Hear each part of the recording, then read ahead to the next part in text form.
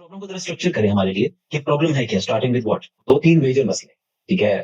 सबसे पहले unfortunately parents educated, okay, ये बहुत बड़ा मसला है, ठीक है। हर माँ बाप अपने बच्चों को अच्छी तालीम अच्छा चाहता है, लेकिन it's like you want to teach your kid a language, right, but you don't speak that language, okay. ये आप गूंगे हैं, लैंग्वेज थोड़े गूंगे हैं आप। गूंगा चाह रहा है कि मेरी औलाद फसी इंग्लिश सीख ले, फसी उर्दू सीख ले, तो ऐसे पेरेंट्स को रोड मैप देना, ऐसे पेरेंट्स को इंगेज करना और होप देना इज द मोस्ट इंपॉर्टेंट। इसी का सेकंड एस्पेक्ट है पैसे। मिसाल के तौर पे फीसें, 50,000 रुपया एक बंदा कमा रहा है, 30,000, वो फीसें कहाँ से देगा? So the solution cannot depend on financial ability of the parent. Okay, it must be funded somehow, and the solution has to be something else. It can't depend on people paying fees for their kids. They cannot, or it must be super duper cheap. Maybe 2,000 रुपए का monthly school. Like, so then it requires innovation. ठीक है, एक तो बात है importance of education में भी कमी है कि बहुत से पेरेंट्स के सामने जब आप एग्जांपल्स इस तरह की देखते हैं कि वो अनपढ़ बंदा है, इतना पैसा कमा गया, या वो आदमी इतना डिग्री वाला भी नहीं है, लाइक, या वो बहुत एजुकेटेड है और पैसे नहीं कमा रहा, ये फायदा क्या हुआ पढ़ने का? There is confusion as well. तो एजुकेशन का जो है ना, सही बुनियादों पे एजुकेशन को एस्टैब्लिश करना, ये भी बहुत इंपॉर्टेंट है कि पेरेंट्स को कोई कंफ्यूजन ना हो कि यार पढ़ाई में कोई इंपॉर्टेंस कितनी है, उसमें कोई कंफ्यूजन नहीं होनी चाहिए। And I think education, what is education, is also not clear in parents mind. तो बहुत सी एजुकेशन है अब्दुल्ला, मैं समझता हूँ कि जो पेरेंट्स दे सकते हैं। फॉर एग्जाम्पल, संडे ऑफ होता है तो अपने बच्चे को अपना शहर दिखा दे, मेट्रो पे दिखा दे, साइकिल पे दिखा दे। अगर साइकिल ले लें, अगर वो भी नहीं पैदल, तो एक सड़क की गली के अंदर भी अगर आप चले ना, तो आप बहुत कुछ दिखा सकते हैं। मतलब ये क्रिएटिविटी है। मस्जिद है, पार्क है, हॉस्पिटल है, स्कूल्स है, उनका रोल है, छोटा स्कूल, बड़ा school, private hospital, public hospital, difference of classes, बड़ा घर, छोटा घर, लाइक रिश्तेदार हैं, उनके प्रोफेशंस हैं।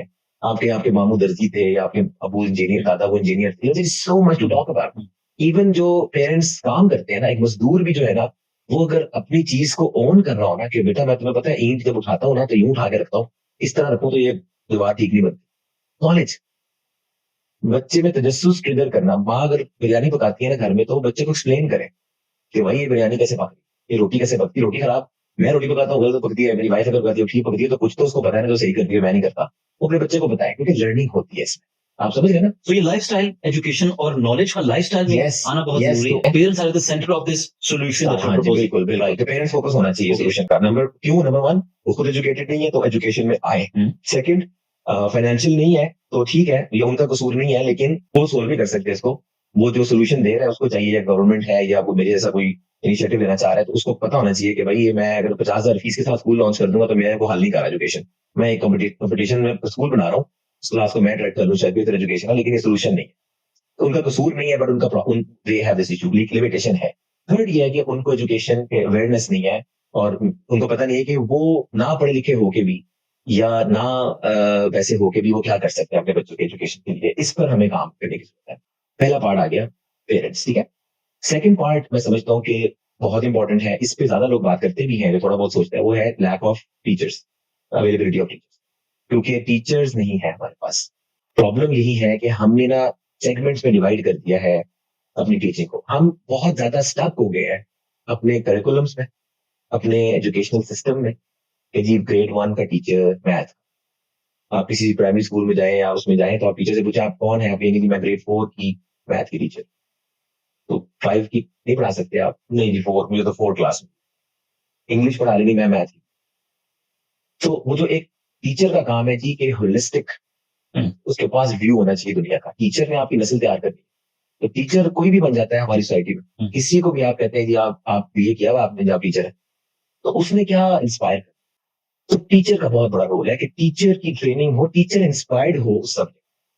अगर teacher love for the subject नहीं पैदा कर पा रहा तो फायदा नहीं। तो सेकंड प्रॉब्लम इज टीचर्स, ठीक है। उनको स्टूडेंट बनाना है, मैं ये कहना चाह रहा हूँ, ठीक है। उसके अंदर एक जनरल प्रॉब्लम है कि टीचर नहीं है, टीचर नहीं है। मैं उस तरह की एक रेटरिक वाली बात नहीं कर रहा, मैं ये कह रहा हूँ कि भाई टीचर भाई, तू सोने से पहले खुद पढ़ता रहता है किताब को कि नहीं। तो स्टूडेंट बनाने का मतलब ये है कि जो टीचर है उसमें अपनी भी क्यूरियोसिटी टू लर्न हो, वो डेमो करे, ठीक है, डेमो करे, ठीक है। तीसरी चीज जो है, फिर उसके बाद आ जाता है कि रोड मैप, ठीक है। What comes the first thing first, जो पहले पढ़ाने की चीज है वो पहले पढ़ाई जाए, और फोकस से पढ़ाई। जैसे फॉर एग्जाम्पल लैंग्वेज, मैं समझता हूँ बहुत इंपॉर्टेंट।